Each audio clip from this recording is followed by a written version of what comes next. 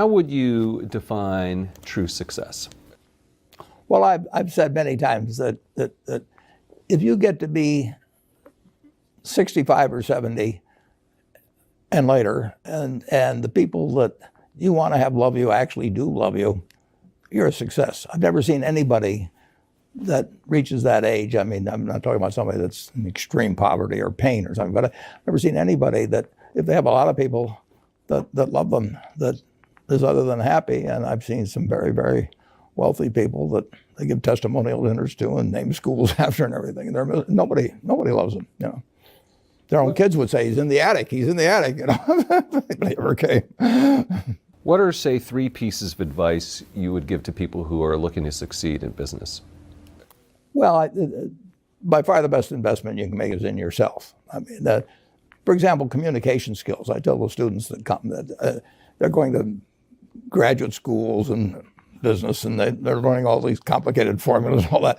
If they just learn to communicate better, and both in writing and in person, they increase their value at least 50%. And, I mean, if you can't communicate, somebody says, you know, it's like winking at a girl in the dark. Nothing happens, you know, basically. And you have to be able to get forth your ideas, and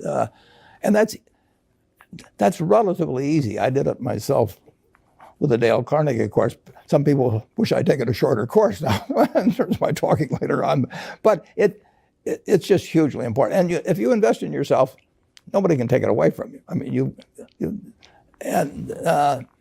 the second thing, which I'll get a certain criticism for not living it, but I do tell those students, you know, that if I gave you a car and it'd be the only car you get in the rest of your life, you take care of it like you can't believe. Any scratch, you'd fix that moment. You'd read the owner's manual. You'd keep a garage and do all these things, and you get exactly one mind and one body in this world.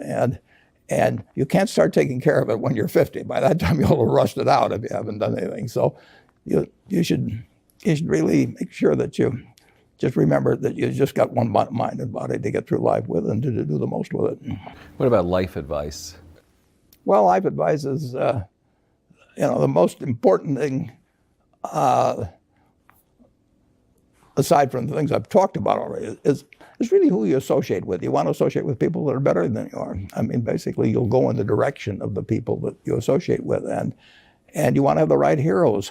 You want people, if you want to emulate somebody, you better pick very carefully who you want to emulate. And when, obviously, you can't pick your parents. They're going to have an enormous influence on you, but you don't get a choice on that. But you get choices as you go down the line, and who you admire, who you want to copy, and the most important for most people in terms of that decision is their spouse. It's also important in terms of a partner in business, but the partner in life is the most important one. You want to pick a spouse that's better than you are, and then he or she, and you hope they don't figure it out too fast. Great. Biggest mistakes people make when investing? Well, they try to, they just don't realize that all you have to do is just buy a cross-section of America and then never listen to people like me or read the papers or do anything subsequently. They think that because you can trade, you should trade. You buy a farm, you buy an apartment house, you can't resell it tomorrow, and you know the cost of moving around. Now you get something handed to you, liquidity, you know, which is instant. You can sell, and the cost of doing it are pennies, you know, compared to other kinds of investment activity. So because they can so easily move around, they do move around, and moving around is not smarter than investing. You have a pretty cool morning routine regarding what you have for breakfast and how prosperous you feel. What is that? Well, I now actually send somebody over to McDonald's usually to get me something.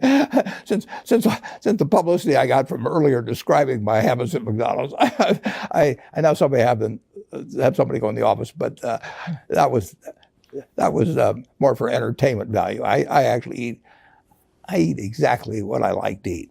If I liked it on my 6th birthday, at my 6th birthday party when we had hot dogs and hamburgers and Coke and ice cream with chocolate, I still like it.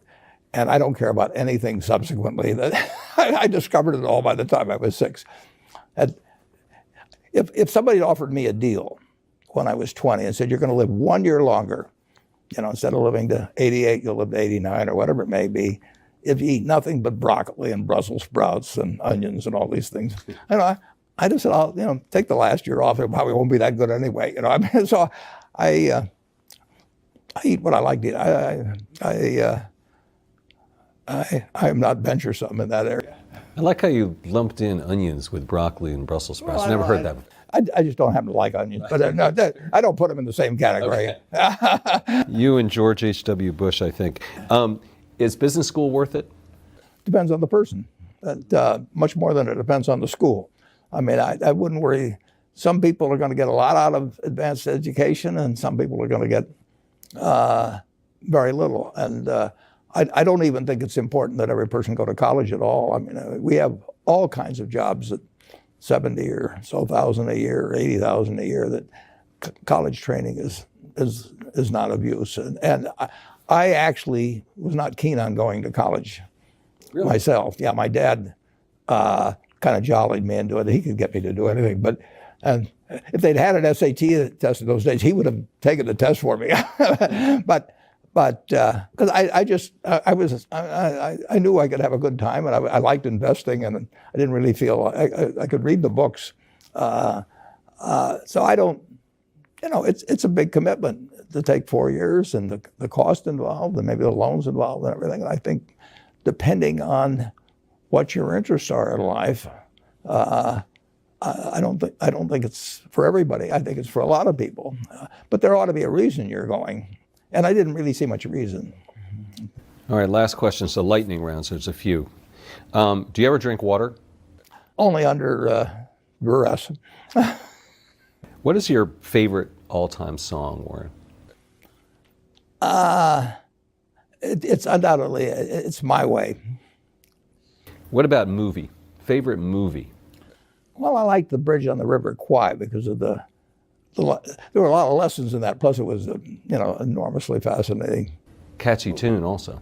Pardon? Catchy tune, also. Yeah, Right. very. Right. But the ending of that was sort of the story of life. He created the railroad, and did he really want the enemy to come in across it? Got it. Favorite book?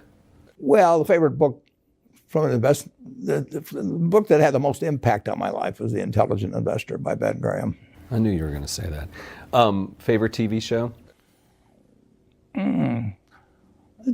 It's probably going to be it would be Nebraska in some huge bowl game and winning. And finally, what do you carry in your wallet, and how much money do you tend to carry around? Well, I probably carry maybe $400. I actually, my wife likes to use cash, so I just take home a chunk of cash every now and then she doles it out. She looks at my billfold and sees whether all the hundreds are gone. Six a few in there, but it's pretty simple. And credit cards? I've got an American Express card, which I got in 1964, but I pay cash 98% of the time. If I'm in a restaurant, I always pay cash. It's just easier. Warren Buffett, thanks very much.